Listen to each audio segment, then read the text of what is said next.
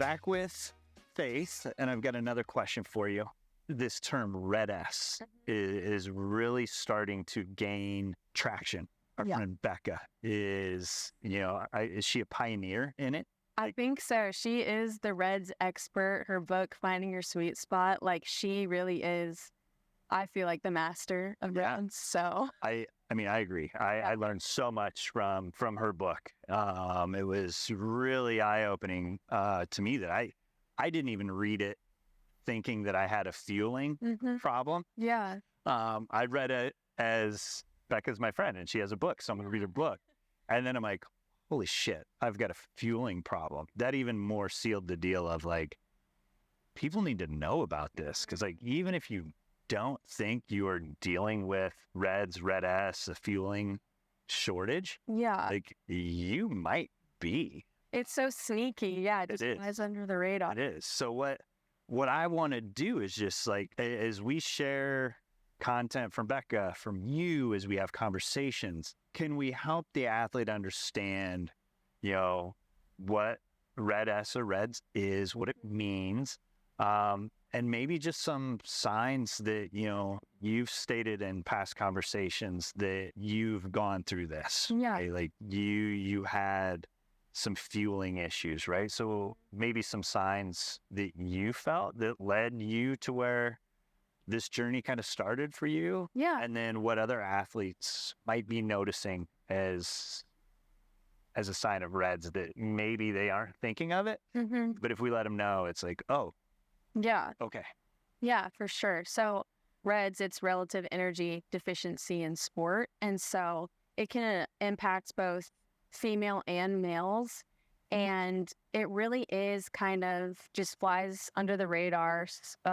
You don't notice it until it's like too late, until it's already a kind of bigger issue. It really impacts almost every body system. It really affects, everyone thinks that calories in equals calories out, but that the body's way more complicated than that. And so with Reds, it's your output is way more than your input. So you are expending way more calories and energy than you are eating. And so a lot of times Reds can be associated with disordered eating and just purposely underfueling. But a lot of times it is associated, like unknowingly, athletes are burning so many calories, expending so much energy, and they don't realize that they're not eating enough, because it is hard to eat enough when you are burning that much.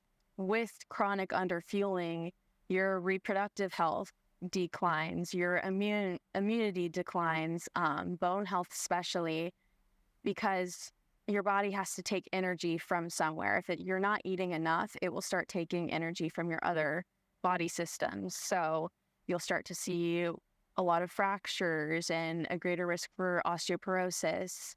Reproductive is a big issue, especially with women. You'll see a lot of menstrual irregularities and amenorrhea, so lack of a period. You'll be sick. You'll get a lot of colds. You'll just feel kind of under the weather all the time.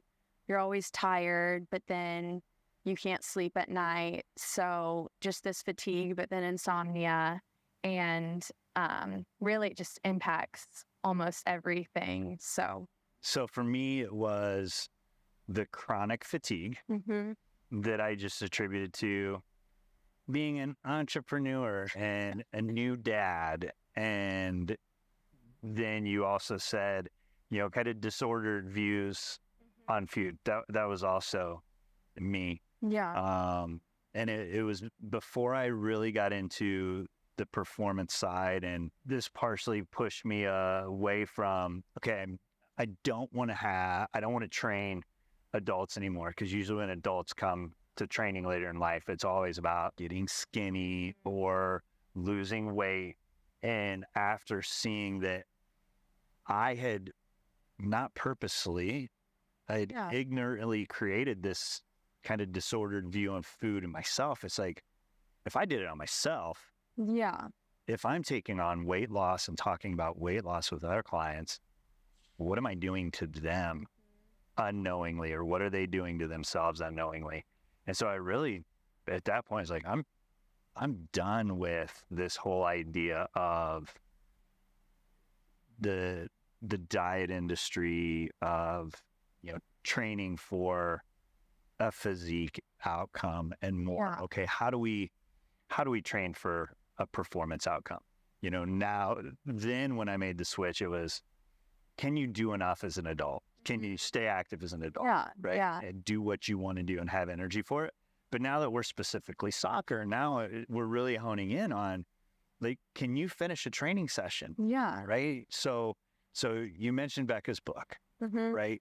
I always have a stack of her books in my office for instances where we kind of see the red flags. And for us, what we'll see is the lightheadedness and inability to finish a workout. Yeah. And then we always start with the conversation of, how much water have you drank today? How much food have you eaten today? How much food have you eaten yesterday? And it's funny how the answers are always like, I've drank a lot of water and I eat really healthy. Yeah. Okay, I didn't ask you to rate your food health. Mm-hmm. I want to know, are you getting enough calories? Yeah. Right. And so when we have that conversation, then I go to my office, I get Becca's book, and I say, I think you should read this because I think you're going to have some aha moments about your fueling. Right. And that's kind of what it looks like, right? In kind of being in reds, not being able to give what, everybody else. And I'm not talking grind culture, got to 110%, but like, you physically can't. Yeah. Yeah. And it's a struggle and it's hard. So what are kind of first steps if an athlete's like slowly raising their hands of like, they're talking about me right now? I think first steps is really, reading the book also, but just talking to people, having a bigger support system, because then once people are aware, like, this is an issue, then it's especially family. I feel like family has such a great or huge influence, whether it's positive or negative, on the athlete's eating habits. But so if the family and parents become aware of reds and that this might be an issue, then just focus on calories. Don't focus on the quality of the calorie. Like, a calorie is a calorie. You just need to get enough in. It doesn't matter if it's organic, unprocessed, like that's going to be hard to find with enough calories. So like, eat the candy bar, eat the cheeseburger. Like, you just need, because food is fuel. Like, no matter how healthy it is, like lettuce, that's what, 2 calories. Like, you can't function off of that. You just need fuel in order to actually perform. Yeah. It's been a while since I looked it up for a fun trivia question, but I believe, and don't quote me, I could be wrong, I think it's something like you have to eat multiple pounds of broccoli to get the equivalent calories of a Big Mac. I believe it. I want to say it was like five-ish pounds. And no one's going to sit down and eat 5 pounds broccoli. So if that's what we're focused on, it was just, we're going to eat lean protein and a bunch of vegetables for every meal, you're going to fall short. And I think one of the things that I like when Becca makes posts, she uses an ATM a lot, right? Sometimes I'll use, like when we're talking performance, it feels a little bit easier. You use traditional fuel as like a car. Yeah. But, I think the bank account really makes a lot of sense because in a bank account, they'll charge you, but they'll let you go negative. Yeah, exactly. Whereas you just run out and you stop. And so I think looking at fuel from that standpoint of like, what kind of deposits am I making for my future withdrawal? Yeah, and how much are you spending? Yeah. And I think where a lot of people might struggle in comprehending how many calories that we're bringing, right? Like they have sport calories, right? Then they have their NEAT calories, right? Their non-exercise energy expenditure, right?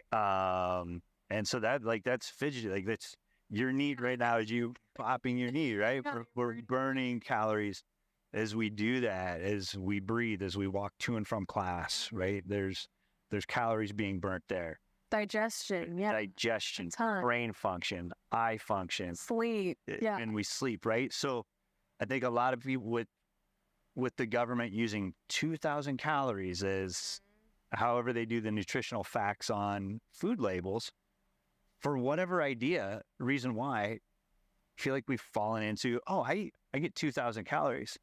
Yeah, kiddo, but you're burning 4. Yeah. Right? Like, yeah, parents, we're feeding our kids 2,000 calories, but he's burning 6 because he's growing 2 inches a month. He's playing soccer 7 days a week.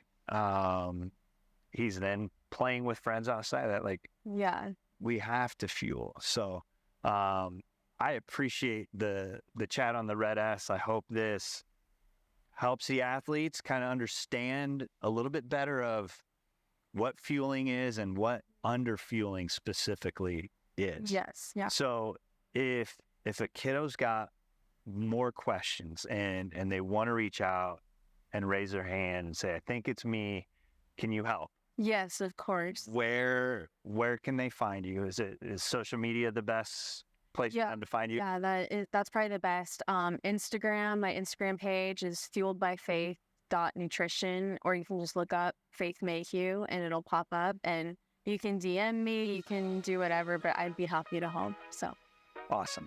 Thank you so much. Good chat. Thank you.